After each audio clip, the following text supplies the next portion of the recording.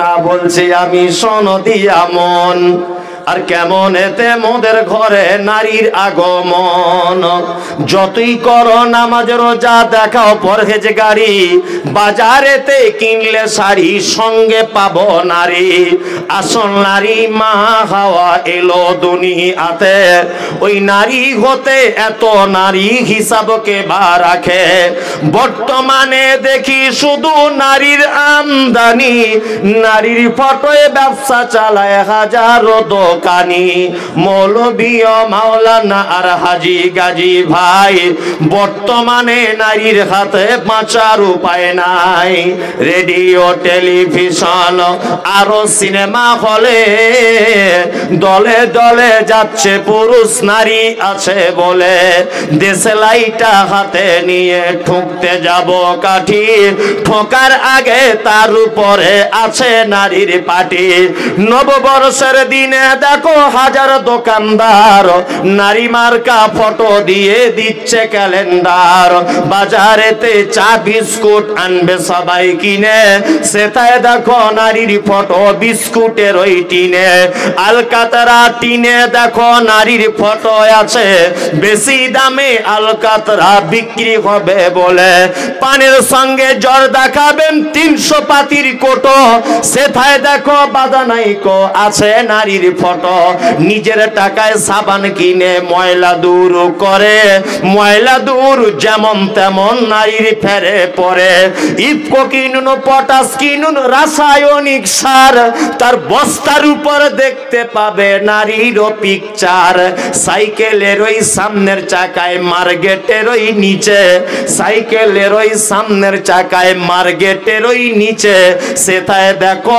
বাদানাইকো আজ নারীর ফটো আছে তোর বউকে যায় না দেখা যায় না রাস্তাঘাটে ওই বউকে দেখবে সবাই ভোটের রাসূলুল্লাহ সাল্লাল্লাহু আলাইহি ওয়াসাল্লাম একজন নারীর ব্যাপারে বলেছেন ও আহসানাত ফারজাহা এই যে মেন কথাটা বলার জন্য এত দূর ঘুরপাক খেলাম কি আল্লাহ নবী বলছেন নারী জান্নাতে যাবে তার 4 নম্বরের কারণ হলো ওয়া আহসানাত ফারজাহা লজ্জাস্থানের হেফাজত করবে পর্দা করবে সারা পৃথিবীতে কোথায় কোথায় নারী দেখবেন কোথাও বাঁচার রাস্তা নাই আপনাকে একটা ছন্দের মাধ্যমে শুনিয়ে দিই এই এলাকায় কোনোদিন আসি নাই নতুন এসেছি বলে বলে দিয়ে যাচ্ছি আমার ছন্দগুলো সব ওই ভাই সাহেব মুখস্থ করে রেখেছে মানে আর কিছুদিন পরে আমাকে আর লোক ডাকবে না বড় বিপদ হয়ে গেছে বলছে হুজুর আপনি যা বলেন আমার সব মুখস্থ হয়ে গেছে আমি আলহামদুলিল্লাহ বয়সকালে তো হয়তো মুখস্থটা করেছে যে কত জায়গাতে নারী আর নারী বেপরদা নারী রাগ করো না বলছি আমি শোনো দিয়া মন আর কেমন এতে মোদের ঘরে নারীর আগমন যতই করো নামাজ রোজা দেখাও পরহেজগারি বাজারেতে কিনলে শাড়ি সঙ্গে পাবো নারী আসল নারী মা হাওয়া এলো দুনিয়াতে ওই নারী হতে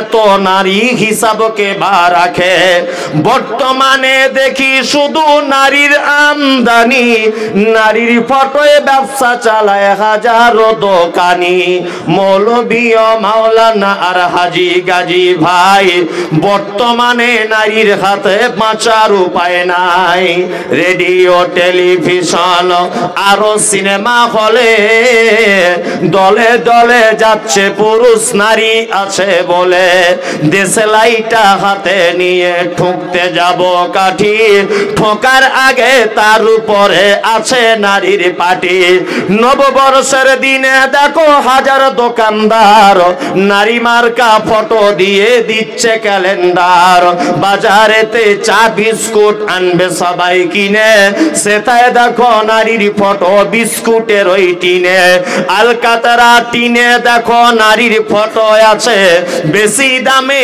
আলকাতরা বিক্রি হবে বলে পানের সঙ্গে জ্বর দেখাবেন 300 পাতির কোটো সেটাই দেখো বাদানাইকো আছে নারীর ফটো নিজের টাকায় সাবান কিনে ময়লা দূর করে ময়লা দূর যেমন তেমন নারীর ফেরে পরে ইফকো কিনুন পটাশ কিনুন রাসায়নিক সার তার বস্তার উপর দেখতে দেখতে পাবে নারীরও পিকচার, সাইকেলের ওই সামনের চাকায় মার্কেটের ওই নিচে, সাইকেলের ওই সামনের চাকায় মার্কেটের ওই নিচে, সেথায় দেখো বাধা নাই গো আজ নারীর ফটো আছে। তোর বউকে যায় না দেখা যায় না রাস্তাঘাটে, ওই বউকে দেখবে সবাই ভোটের তালিকাতে। নারে তাকবীর, জোরে জোরে নারে তাকবীর। হাজির বেটার বিয়ে হলো কাজীর বেটির সাথে, বলবো হাজির বেটার বিয়ে হলো কাজীর বেটির সাথে। কাজীর বেটি বলছে আমি যাব সিনেমাতে। হাজির বেটা বলে ওগো বাপ যে আমার হাজি, ওগো বিবি তোমার কথায় কেমনে হব রাজি। কাজীর বেটি দুঃখ মনে কথা নাহি বলে, হাজির বেটা পড়লো ফেরে বোঝাই কোন ছলে। সিনেমা দেখা মেয়ে মানুষ ঘরে রাখা দায়, অবশেষে রাজি হতে হলো নিরুপায়। হাজির বেটা বলে শোনো শোনো গো সুন্দরী, আমার স্যুট আমার জামা পরো তাড়াতাড়ি। দুই বন্ধুর মতো তারা গেল সিনেমাতে, রাস্তা তাদের জানা আছে সন্দেহ নাই তাতে। বিয়ের আগে কত গেছে হিসাব কে বা রাখে, হলের সামনে দাঁড়িয়ে গেল লাগলো আলোর ছটা। অনেক দিনের পুরাতন বন্ধুর সাথে হলো দেখা। বন্ধু বলে ওরে বন্ধু এটা কে তোর হয়, বন্ধু বলে এটা আমার শালার পরিচয়। আর বলবো না, এটা মোটামুটি 150 লাইনের, অত সহজ নয়। বলো বললেই হবে। চলুন আর একটা 1-2 কলি বলে দিই। জনগণ শোন তোরা এ মন দিয়ে শোন, যুবক ছেলের হাতে দেখো আস্ত বড় ফোন। পয়সা না থাকিলে তারা মারে মিস কল, আর ব্যাকে ফোন এলে বলে সিনেমাতে চল। আগের মতো সিনেমা হল এখন তো আর নাই, হলে আছে বক্স সিস্টেম জানেন সবাই তাই। একটি ছেলে একটি মেয়ে থাকবে তার ভিতরে, ভেবে বলুন কি করবে তারা অন্ধকারে। আর একটি কাণ্ড দেখে মাথায় লাগে ঘোর, পুরুষের থেকে নারীরা এখন বেশি সুদখোর। ঠিক বললাম না ভুল বললাম? এই যে বন্ধন সব বেশি সুদখোর। এটা আর বলবো না, এটা মোটামুটি 85-90 লাইনের, অত সহজ নয়। বলবে একটু পরে, কোথায় বক্তব্য ছেড়ে দিতে হয় আর কোথায় টাকা চাইতে হয় এটা আমি খুব ভালো করে বুঝি। অত সহজে গজল বলা যায়? ওটা আব্দুর রহমান আসাম থেকে এসেছে নাকি? আমি বাঙালি, যে আমি ঠিক কোন জায়গায় বক্তব্য ছেড়ে দিতে হয় আর কোন জায়গা থেকে আদায় টাকা তুলতে হয় এটা আমি জানি। তবে এখানে অবশ্য আদায়ের অতটা চাপ নেই, তাই তো? অন্যান্য মাদ্রাসায় খুব চাপ থাকে। আলহামদুলিল্লাহ, জাযাকুমুল্লাহ খায়রুল হাসানুল জাযা। এই যে কথা বলতে বলতে এত দূরে হারিয়ে চলে গেছিলাম। ফেরদাউসে যেতে গেলে আল্লাহ বলছে লজ্জাস্থানে হেফাজত করব। ইনশাআল্লাহ নারী পুরুষ উভয়ে পর্দা করব ইনশাআল্লাহ। আপনার মা বেটিকে একটু বাড়িতে সাবধান করবে ইনশাআল্লাহ, ইনশাআল্লাহ। আল্লাহ তাআলা তারপরে বলছেন ইল্লা আলা আজওয়াজিহি আও মা মালাকাত আইমানুহুম ফাইন্নাহুম গায়রু মালুমিন। আল্লাহ তাআলা বলছেন তোমরা তোমাদের স্ত্রীদের কাছে তোমাদের জৈবিক চাহিদা মেটাতে পারো, অপরাধ নয়।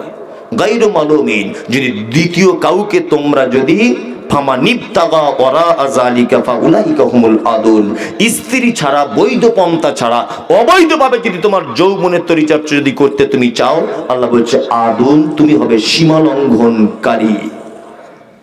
তারপর আল্লাহ তাআলা বলছে আল্লাযীনা হুম লিআমানাতিহিম ওয়া আহদিহিম রাউন, যারা নিজেদের আমানত রক্ষা করে, প্রতিশ্রুতি রক্ষা করে। আল্লাহ তাআলা তারপরে বলছেন আল্লাযীনা হুম আলা সালাওয়াতিহিম ইউহাফিজুন। আর শেষে আল্লাহ তাআলা বলছেন যারা সালাত সমূহকে হেফাজত করে। এইখানে গুটি কত কথা, এইবারে ভেজাল লেগে যাবে। আচ্ছা, কারা কারা 5 ওয়াক্তে নামাজ পড়েন? হাত তুলুন। 5 ওয়াক্ত তুলুন। কেউ বাদ থাকবেন? আমি একটা জিনিস দেখাবো, রাখুন। শুধু জুম্মাতে পড়েন তারা, কেউ হাত তুলবে না, অত সহজ নয়। এই 5 ওয়াক্তদের দেখি চোরগুলো ধরা গেছে আর কি। পবিত্র আল কোরআনে আল্লাহ তাআলা বলছেন ফাওয়াইলুল লিল মুসাল্লিন, ওয়াইল নামক স্পেশাল একটা জাহান্নাম আছে নামাজীদের জন্য। আল্লাযীনা হুম আন সালাতিহিম সাহুন, যারা তাদের নামাজে অস্বস্তি বিরক্তি বোধ করে। আল্লাযীনা হুম ইউরাউন, কাদের জন্য ওয়াইল নামক জাহান্নাম, যারা লোক দেখানো নামাজ পড়ে। শুনুন, আমি মুমতাজুল ইসলাম কড়া কথা বলে যাচ্ছি, শুধু যারা জুম্মার নামাজ পড়ে ওদের জন্য ওয়াইল নামক জাহান্নাম। এই মুমতাজুল ইসলাম বলে যাচ্ছে, এই কথাটা কে কেটে দিবে একবার কেটে দিক। শুধুমাত্র যারা জুম্মার নামাজ পড়ে, 5 ওয়াক্ত পড়ে না, ওদের জন্যই ওয়াইল নামক জাহান্নাম। যারা শুধুমাত্র জুম্মার নামাজ পড়ে ওদের জন্যই ওয়াইল নামক জাহান্নাম। কারণ আল্লাহ বলছে ইউরাউন, ওয়াইল নামক জাহান্নাম ওদের জন্য যারা লোক দেখানো নামাজ পড়ে। জুম্মার দিনে পড়া মানেই লোক দেখানো নামাজ পড়া না। এবার একটা কথা বলছি, আমি 2 জুম্মা আগে, কালকে জুম্মার দিন নাকি? হ্যাঁ, কালকে কোথায় জুম্মাটা পড়বো তাই ভাবছি মনে মনে।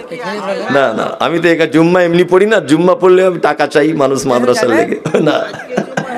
জি না, যাই হোক, আচ্ছা আলহামদুলিল্লাহ জুম্মার দিন চলছে। বলছি এখন ঘটনা হলো কি না, ঘটনা হলো জুম্মার নামাজ পড়াতে যাচ্ছি, তো একটা লোক আমাকে বলছে হুজুর একটু খাতায় নামটা তুলে দিবেন। যেটা ভাই কেমন কথা হলো? বলছে আপনারাই তো বলেন যে আজান হলে ফেরেশতারা খাতা বন্ধ করে বসে পড়ে, তা আমি তো আজানের পরে যাব, ওই জন্য আমার নামটা একটু এন্ট্রি করে দিবেন। বাহ, ভালো নামাজি তো তুমি। হ্যাঁ, আর মানুষের একটা ছোট থেকে হাদিস শুনে আসছে যে জুম্মার দিন 1 সপ্তাহ পাপ ক্ষমা করে দেওয়া হয়, শুনে আসছে না? এইবার বলি কাদের ক্ষমা করা হয় এটা জানা উচিত কি উচিত নয়? উচিত। জি জি, এটা বলি শুরু করব। জানা উচিত কি উচিত নয়? উচিত। আপনাদের এখানে জব কার্ড আছে সব বাড়ি বাড়ি লোকের? আছে জব কার্ড। কালকে পঞ্চায়েত ঘোষণা করে দিয়েছে যে 13 তারিখে টাকা দিবে জব কার্ডের, পাঞ্জাব ন্যাশনাল ব্যাংকে। তা মোটামুটি লাইনে 200 জন লোক দাঁড়িয়ে আছে। তা কারি সাহেবের জব কার্ডটা ব্যাংকের ক্যাশ কাউন্টারের যা আছে অফিসার ও চেক করে বলছে হ্যাঁ হ্যাঁ আপনার তো 12টা হাজিরি করা আছে, টাকা পেয়ে গেল। এই যে আমার ভাই জাবেদ, খুব ভালো ছেলে, আমার তো বয়সের ছোট, তুমি বলে কথা বলি, আমার মাদ্রাসার একজন খুব ভালো কর্মী, খুবই ভালো কর্মী আমার মাদ্রাসার, মানে আমার অনুপস্থিতি তো টোটাল দেখাশুনো করে সব, আলহামদুলিল্লাহ ফ্রিতে, কোনো যে 1 পয়সা বেতন নেয় তাও নেয় না, 1 পয়সাও নেয় না, আলহামদুলিল্লাহ শুক্রিয়া। তা এ জব কার্ডটা দেখিয়েছে, তখন ক্যাশ কাউন্টারের ম্যানেজার বলছে ভাই আপনার তো কাজ এন্ট্রি করা নেই একটাও। তখন বলছে কেন, সবাই জব কার্ডে টাকা পাচ্ছে আমি পাবো? কিন্তু আমাদের হুজুরেরা ভুল বুঝিয়েছে, আমাদের বুঝিয়েছে তোমরা পড়াশুনো তো পারো না কোরআন টোরআন পড়তে, তা আমাদের কাছে এসো, সূরা ফাতিহাটা তাবিজের ভিতরে ঢুকিয়ে দিয়ে গলায় বেঁধে ঘোড়ো, দেখবে তোমাদের রোগ ভালো হয়ে যাবে। একদম মিথ্যা কথা, একদম মিথ্যা কথা। আরে আপেল খেলে শরীরে পুষ্টি হয়, বেদানা খেলে শরীরের পুষ্টি হয়।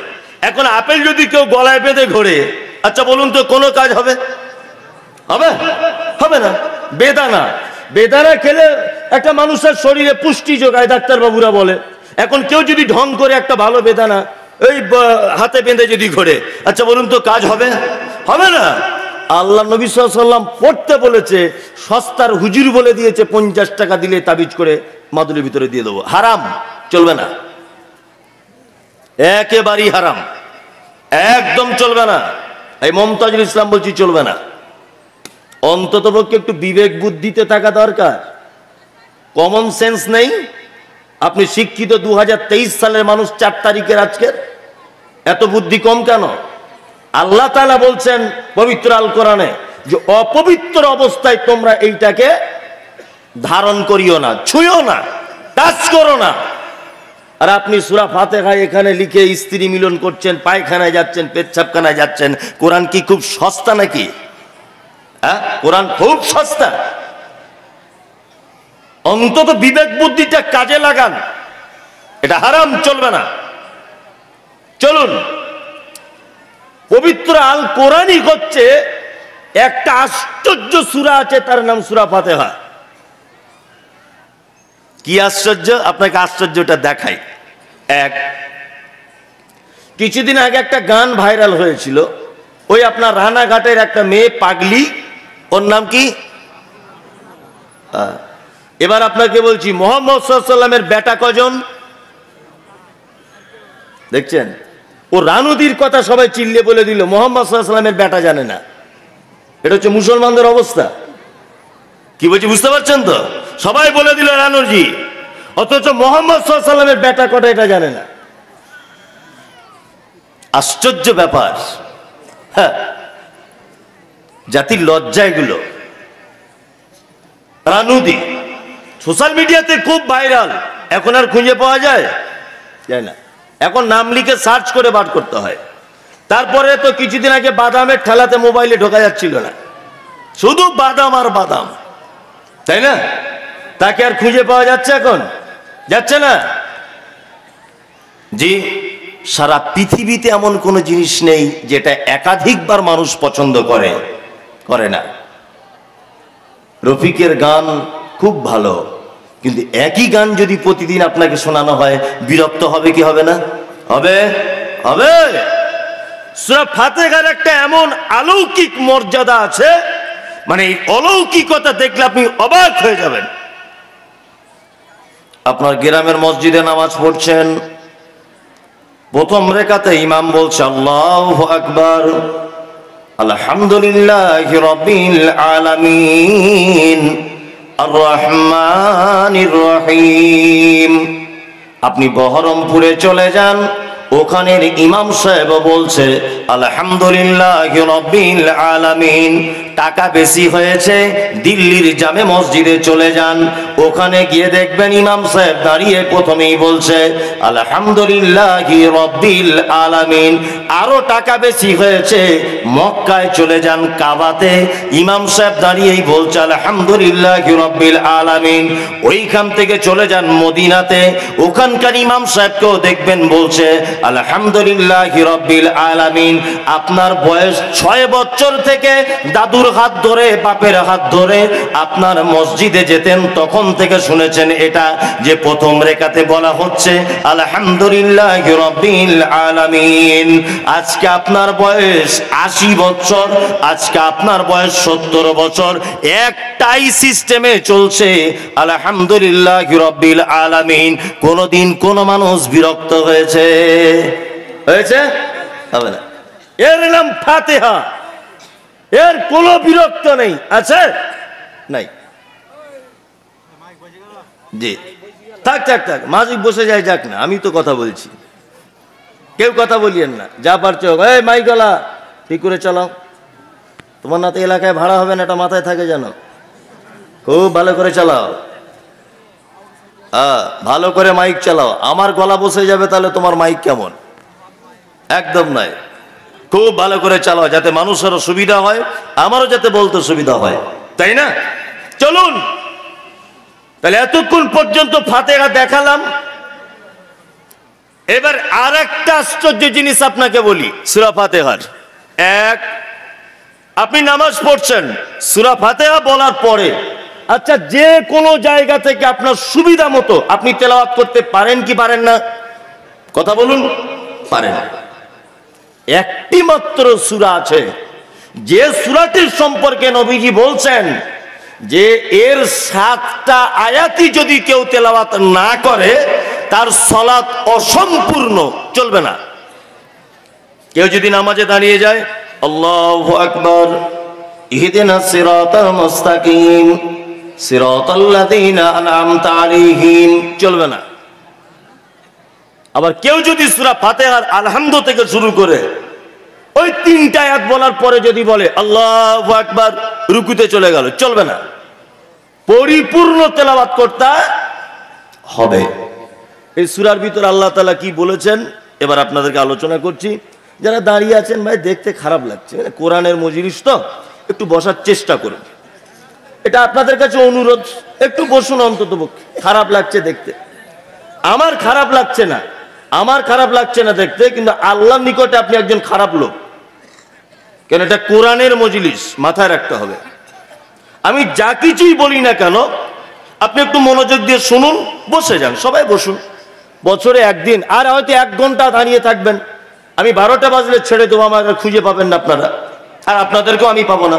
আর 1টা ঘন্টা আপনাদের কাছে অনুরোধ, কোরআনের কথাগুলো একটা একটা করে শুনুন। আল্লাহ তাআলা সর্বপ্রথম নামাজে দাঁড়িয়ে আমরা কি বলি? আলহামদুলিল্লাহি রাব্বিল বলুন আলামিন। বাংলা মানে সমস্ত প্রশংসা তোমার, আর তুমি হলে আমাদের রব, পালনকর্তা, আলামিন, আর তুমি অসংখ্য জগতের মালিক। কটা কথা? কটা কথা? তিনটা। এক, প্রশংসা, সমস্ত প্রশংসা কার? আল্লাহ। রব তিনি কে? রব। তিন, অসংখ্য জগতের তিনি মালিক। এটা আমরা নামাজে বলি কি বলি না? বলি। মুমতাজুল ইসলাম আমি, আপনার কাছে আমার প্রশ্ন হচ্ছে এটা, দেখুন এইভাবে একটা একটা করে বুঝিয়ে আপনাকে কেউ বলবে না। আপনি এখন মনে করুন যে আমি একজন ছাত্র আর মুমতাজুল ইসলাম আমার শিক্ষক। আপনি যদি এইটা মনে না করতে পারেন, আপনার জীবনে সফলতা আসবে না। যদি আপনি মনে করেন যে আমি সবকিছুই জানি, তাহলে আপনার কখনোই আপনার সফলতা আসবে না। মনে করুন যে মুমতাজুল ইসলাম এই মুহূর্তের আমার একজন খুব ভালো টিচার, উনি আমাকে মানে দিচ্ছেন জ্ঞান। আপনি শুনুন, আলহামদুলিল্লাহ, সমস্ত প্রশংসা কার? আল্লাহর। আচ্ছা, আমরা একটা শব্দ ব্যবহার করি না? কেউ কিছু দিলে কি বলি? আপনাকে কেউ একটা গিফট করলো, কি বললেন? শুকরিয়া। শুকরিয়া বলি না অনেক সময়? হ্যাঁ, শুকরিয়া মানেও প্রশংসা, হামদ মানেও প্রশংসা। এবার আপনাকে একটা কথা বলি, আমরা বাংলাতে দুটো কথা ব্যবহার করি। এক, ধন্যবাদ বলি না? ধন্যবাদ। আর একটা শব্দ ব্যবহার করি কি? কৃতজ্ঞতা। ব্যবহার করি না? করি। আচ্ছা, মানুষ ধন্যবাদ কখন জানায় আর কৃতজ্ঞতা কখন জানায়? আপনি রাস্তা দিয়ে চলছিলেন, আপনার কাছে পানির বোতল ছিল না, খুব পিপাসা লেগেছে, আপনি পানি খুঁজছেন। আমার কাছে পানি ছিল, আপনাকে আমি এক বোতল দিলাম, আপনি আমাকে কি বলবেন? থ্যাংক ইউ, ধন্যবাদ। ধন্যবাদ শব্দটা ক্ষণেকের জন্য, উপকারের জন্য ব্যবহার করা হয়। কোন মানুষ ক্ষণেকের উপকার করলে কি ব্যবহার করা হয়? ধন্যবাদ আপনাকে। এবার আপনাকে বলছি, আপনি চাকরির পরীক্ষা দিয়েছেন, সব কমপ্লিট আপনার, আমি এলাকার এমএলএ, আমি একটা সই করে দিলে আপনার চাকরিটা হয়ে যাবে। আমার সইটার জন্য হচ্ছে না। আপনি আমার কাছে এলেন, আমি সই করে দিলাম, আপনার চাকরি শুরু হয়ে গেল। আপনার চাকরির প্রত্যেক মাসের বেতন 50,000 করে। আচ্ছা বলুন তো, এই চাকরি চলবে কতদিন? 60 বছর বয়স পর্যন্ত চলবে। তার মানে একটা লং টাইম আমি আপনার উপকার করেছি। এর জন্য আমাকে দেখা হলে মাঝে সাঝে কি বলবেন? এমএলএ সাহেব, আপনার উপরে চিরকৃতজ্ঞতা। বলবেন কি বলবেন না? তার মানে খুব বেশি লং টাইম ধরে কেউ উপকার করলে তার জন্য কৃতজ্ঞতা, আর ক্ষণেকের জন্য কেউ কোনো সহযোগিতা করলে তার জন্য ব্যবহার করি ধন্যবাদ। এই শুকরিয়া শব্দ যেটা আছে, এটা খুব ক্ষণেকের উপকারের জন্য আমরা মানুষকে বলি শুকরিয়া। কিন্তু হামদ, এই যে প্রশংসাটা, এই প্রশংসাটা যিনি লং টাইম যাবত আপনার উপরে দয়া করেন, আপনার উপরে রহম করেন, এই মহান রবের জন্য শব্দ ব্যবহার করেছে কি? আলহামদুলিল্লাহ। এবার আপনাকে আর একটা কথা বলি, আচ্ছা প্রশংসা আল্লাহর, সব রকমের, এটা আল্লাহর, এটা কি মানা যায়? হ্যাঁ, আপনি একজন চাষি, আপনার জমিতে বেগুন লাগিয়েছেন, খুব বড় বড় বেগুন হয়েছে। আর একটা লোকও বেগুন লাগিয়েছে জমিতে, তার ভালো হয়নি, সব পোকাতে খেয়েছে। আমরা দেখে কি বলবো? এ খুব ভালো চাষি, কেমন ট্রিটমেন্ট করেছে বল। এটা বলবে কি বলবে না? বলবে কি বলবে না? বলবে। আমরা চাষির প্রশংসা করব। আমি একজন ফার্নিচারের ভালো মিস্ত্রি, খুব সুন্দর ডিজাইন করে একটা খাট তৈরি করেছি, খুব সুন্দর ডিজাইন। আচ্ছা বলুন তো, প্রশংসা মূলত হওয়া দরকার কার? যে তৈরি করেছে মালিক, তারই হওয়া দরকার। আপনি একজন রাজমিস্ত্রি, খুব সুন্দর একটা ডিজাইন করে বাড়ি তৈরি করেছেন, এই বাড়িটা দেখে মূলত প্রশংসা তো মিস্ত্রিরই হওয়া দরকার। দরকার কি দরকার নয়? দরকার। কিন্তু আল্লাহ বলছে আলহামদুলিল্লাহ, সমস্ত প্রশংসা লাগবে কার? আল্লাহর আল্লাহর আল্লাহর। এটা কেন?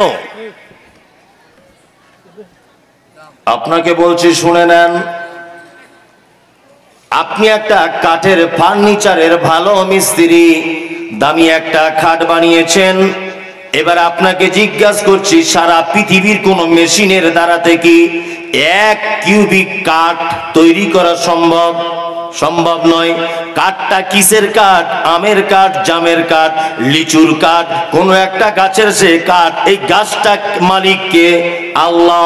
সারা পৃথিবীর মানুষ যদি চেষ্টা করে যে আমি কাঠ তৈরি করব কোন মেশিনের সাহায্যে, এটা সম্ভব না অসম্ভব? অসম্ভব।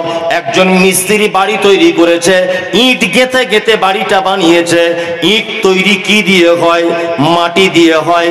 বলুন তো দেখি, মাটিটা পৃথিবীর কোন মেশিনে তৈরি করা হয়? কখনোই নয়। তার মানে বোঝা গেল, আপনি 1 কোটি টাকার একটা গাড়ি চাপছেন, পেট্রোলটা আপনার, গাড়িটা আপনি নিজের টাকা দিয়ে কিনেছেন, কিন্তু তারপরেও গাড়িটা দেখে প্রশংসা আল্লাহর করা লাগবে।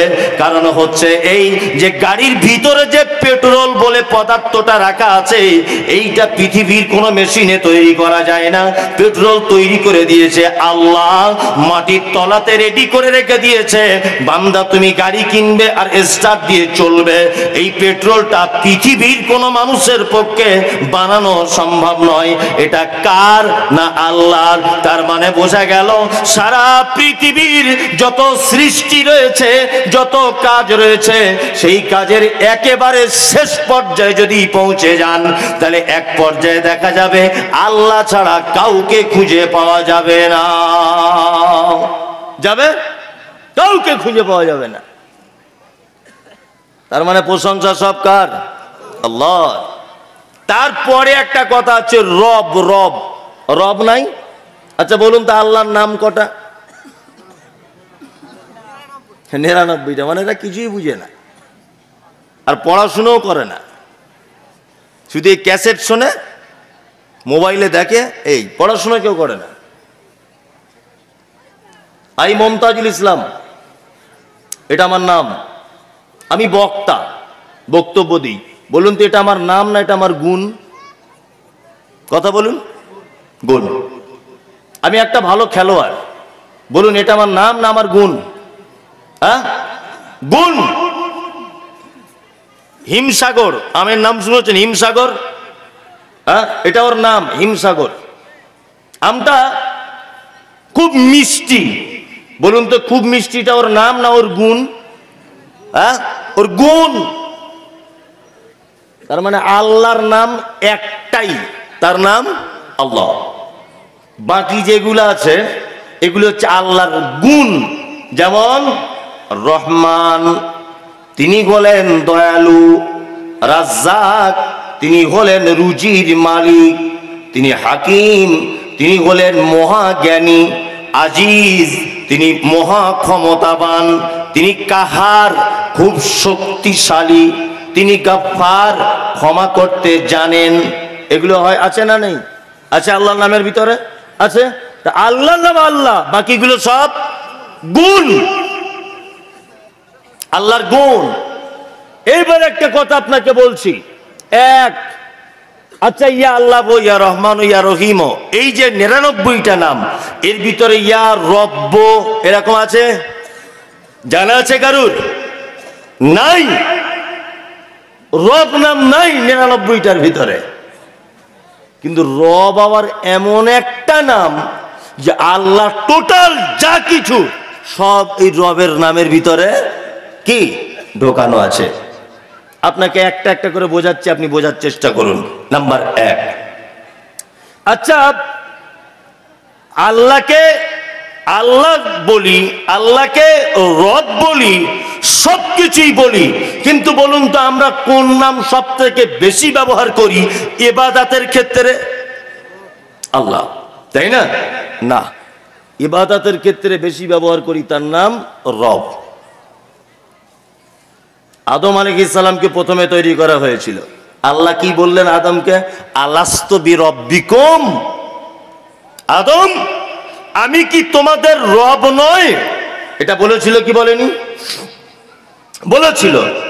এবার একটা প্রথম, পৃথিবীর প্রথমে আল্লাহ আমাদের কাছ থেকে স্বীকারোক্তি নিয়েছেন কি, রবের না আল্লাহর?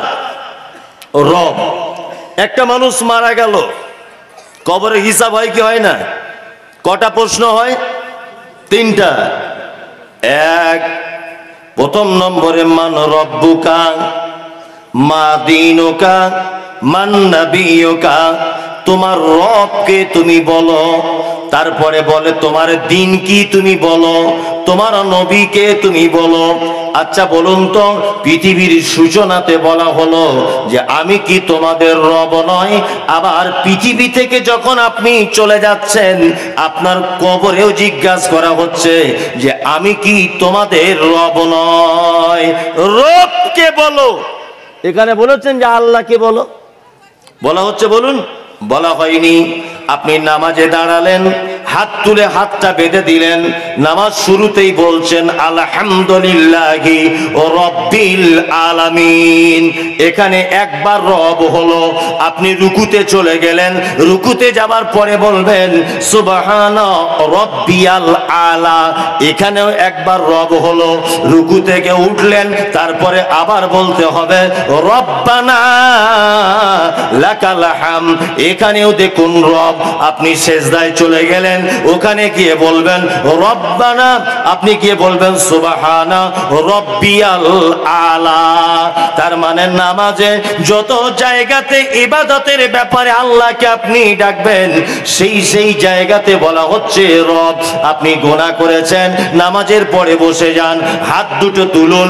যত দুয়ার ব্যাপারে কোরআন মাজিদ এসেছে, সমস্ত দুয়াতে বলা হয়েছে রব্বানা আতিনা ফিদ দুনিয়া, রব্বানা যালামনা আনফুসানা, রব্বানা হাবলানা, রব্বানা লা তুযিগ কুলুবানা, রব্বিরহামহুমা কামা রাব্বায়ানি সাগীরা। যত দুয়ার ব্যাপারে আপনি আল্লাহকে ডাকবেন, প্রত্যেক জায়গাতে আল্লাহকে আল্লাহ বলে ডাকা হয়নি, একটা নাম দিয়ে ডাকা হয়েছে, তার নাম হলো রব। কি নাম? রব। বোঝাতে পারছি আপনাদের আস্তে আস্তে করে? সব জায়গাতে দেখুন রবেরই খেলা, তাই না? এবার রবের একটু ব্যাখ্যা আপনাকে করে দিই। রব কাকে বলে? যাহার যেখানে যতটুকুন প্রয়োজন, বিনা চাওয়াতে যিনি দেন, তিনি হলেন রব। বুঝতে অসুবিধা হলো?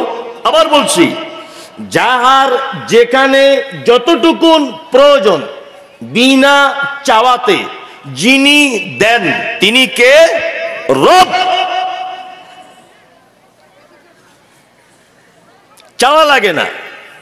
আপনার স্ত্রী পেটে বাচ্চা, পরপর 4টে বেটি হয়েছে, আপনি দোয়া করছেন আল্লাহ আমার এবার একটা বেটা দাও, এবার একটা বেটা আল্লাহ আমায় দাও।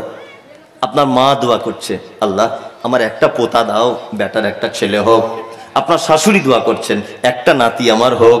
এই দোয়া করে কি করে না? করে করে। ছেলে হলো, আচ্ছা বলুন তো দেখি, কেউ আপনারা দুয়ার ভিতরে কথা বলেছিলেন আল্লাহ আমার যে ছেলেটা দেবে তার যেন কানে ফুটো করা থাকে, আল্লাহ আমায় তুমি যে ছেলেটা দেবে তার যেন মাথায় চুল থাকে, আল্লাহ তুমি আমাকে যে ছেলেটা দেবে হাতে যেন 10টা আঙুল থাকে, 5টা করে, আল্লাহ তুমি আমাকে যে ছেলেটা দেবে পায়ের যেন তার 10টা আঙুল থাকে, আল্লাহ তুমি আমার যে বেটাটা দিবে এই বেটাটা যেন মুখের ভাষায় কথা বলতে পারে, বোবা যেন না হয়, আল্লাহ তুমি আমাকে যে বেটাটা দিবে এটা যেন অন্ধ না হয়। এই দোয়া কেউ করে? কেউ করে না। কি দোয়া করে? আল্লাহ বেটা দাও।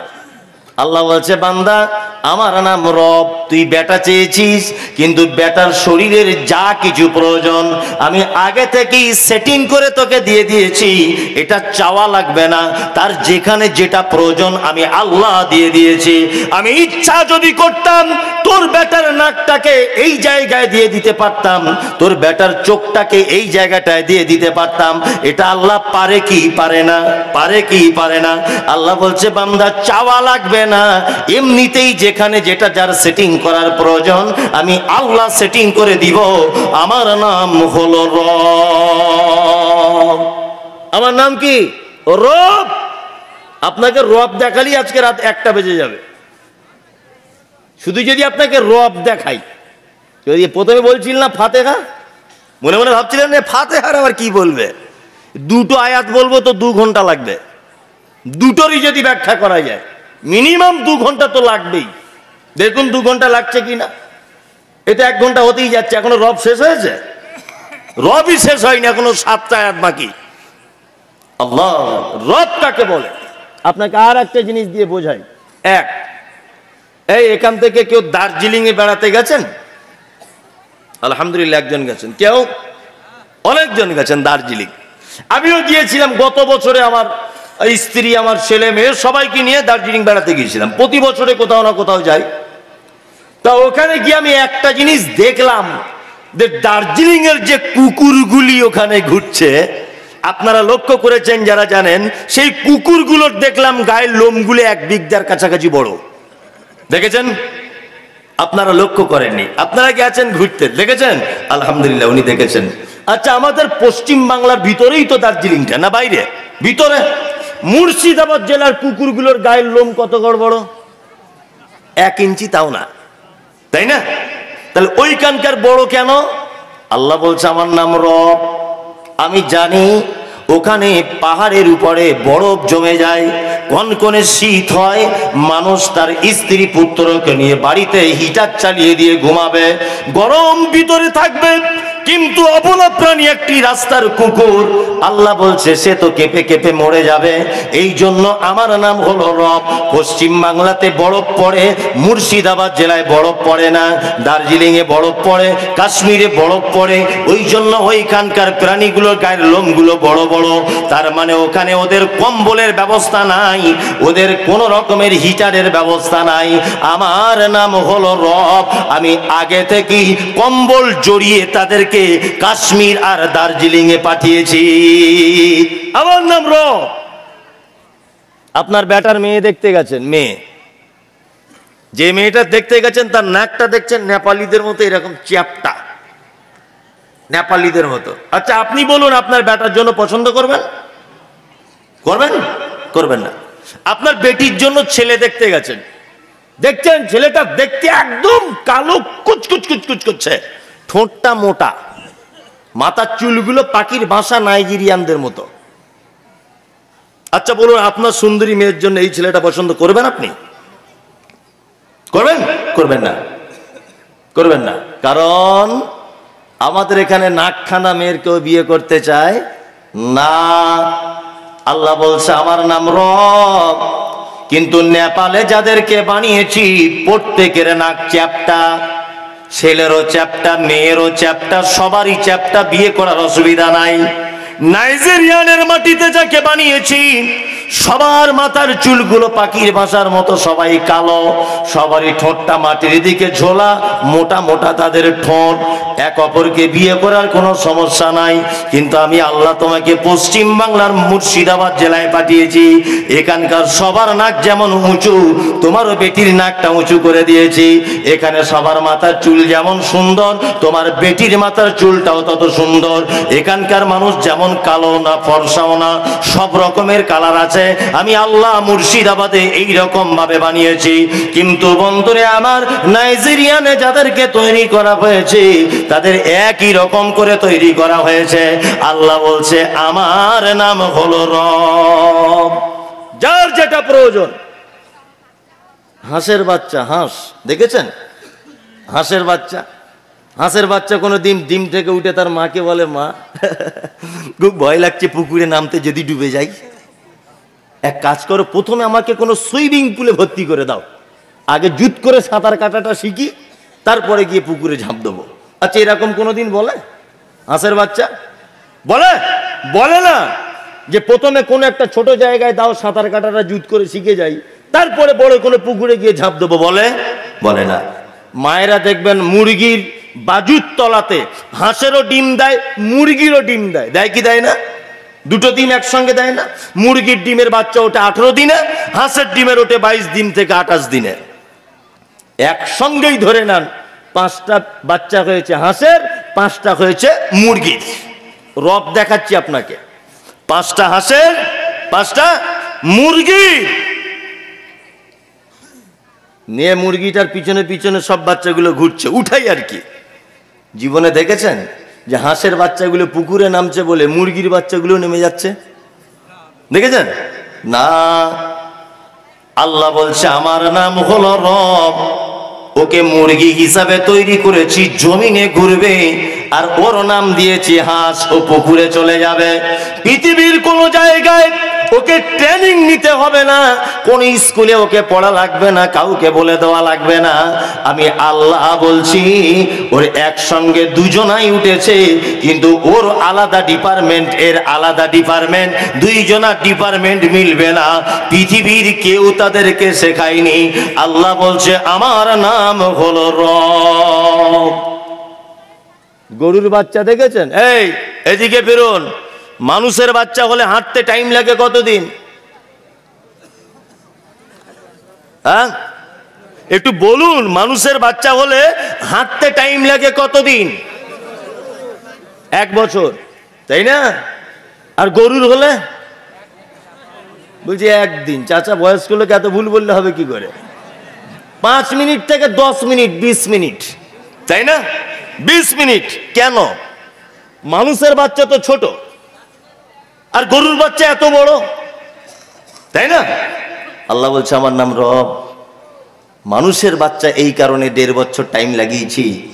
আমি আল্লাহ যাকে খুব ভালোবাসি, ওর নানি আছে, ওর দাদি আছে, ওর খালা আছে, ওর ফুপু আছে, ওর বাপ আছে, ওর মা আছে, সবাই একটু কোলে কোলে নিয়ে আদর করবে। আমার বান্দাকে খুব বেশি ভালোবাসি। ও আদরে আদরে আস্তে আস্তে আস্তে আস্তে কোল চাপিয়ে চাপিয়ে ওকে আমি আল্লাহ আস্তে আস্তে পা রেডি করে দিয়েছি 1.5 বছর। আল্লাহ বলছে গরুর পেটের বাচ্চার তার নানি নাই, দাদি নাই, খালা নাই, ফুফু নাই, কেউ নাই। কে কোলে নিবে কোনো ঠিক ঠিকানা নাই। এমনকি গোয়াল ঘরে যখন হয় রাত 12টার সময়তে তার মালিক 2 তলার উপরে ঘুমিয়ে থাকে, বাছুরটার গায়ের লালাটা কেউ পরিষ্কার করার থাকে না। আমি বাছুরকে তার গায়ের লালা পরিষ্কার করিয়েছি মায়ের জিভ দিয়ে। মা তার বাচ্চাকে জিভ দিয়ে দিয়ে সব পরিষ্কার করে। বাচ্চাটা এবার বলছে মা আমার দুধ খেতে হবে, একটু কেউ তো নেই, তো কি করব? ওর মা তখন বাছুরকে বলছে ওঠ ওঠ, উঠে দাঁড়া, তো নানি দাদি তো কেউ নেই, ওঠ। উঠে কাঁপতে কাঁপতে দাঁত করে পড়ে গেল। ওর মা আবার বলছে ওঠ ওঠ, আবার ওঠ। আবার উঠে দাঁড়িয়ে থরথর করে কাঁপছে, বলছে মা দুধ কোন দিকে? বলছে চল পিছনের দিকে যা, 2 পায়ের মাঝখানে দেখ তো দুধের বাঁট ঝুলছে। বাছুরটা দুধ চুষছে, দুধ আসছে না। তোর মাকে আবার বলছে মা দুধ কই আসছে না খুব একটা।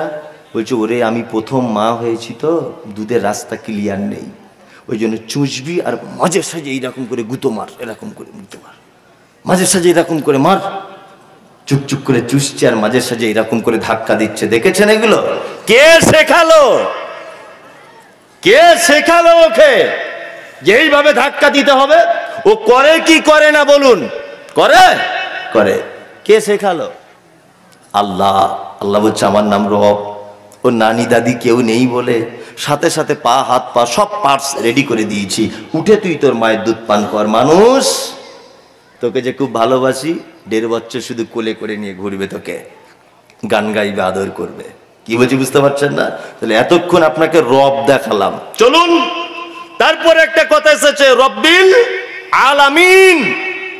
কাল যদি আনন্দবাজার পত্রিকায় দেয় মাটির তলায় কিছু মানুষ খুঁজে পাওয়া গেছে, বলুন তো আশ্চর্য হবেন কি হবেন না? আশ্চর্য হবেন? তাদেরও জলসা হয়, তাদেরও ইয়াসিন সাহেব আর মমতাজুল ইসলাম জলসা করে। বিশ্বাস করবেন? করবেন? কেউ কেউ বিশ্বাস করবে না। তার মাটির তলায় আবার মানুষ পাওয়া যায়। কিন্তু আল্লাহ বলছে আলামিন, অসংখ্য জগতের মালিক, মাটির তলাতেও জগৎ থাকতে পারে।